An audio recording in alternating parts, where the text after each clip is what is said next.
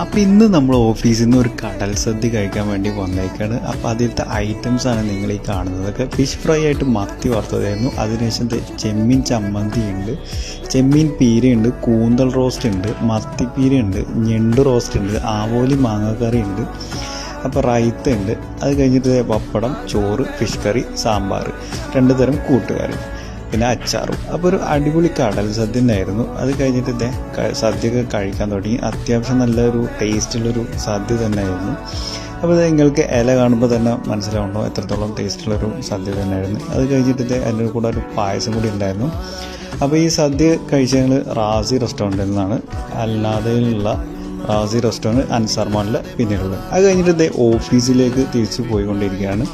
കഴിഞ്ഞ് ഓഫീസിലെത്തി കുറച്ച് പെൻഡിങ് വർക്സും കാര്യങ്ങളൊക്കെ ഉണ്ടായിരുന്നു. അപ്പോൾ അടുത്ത വീഡിയോയിൽ അടുത്ത വിശേഷങ്ങളായിട്ട് കാണാം.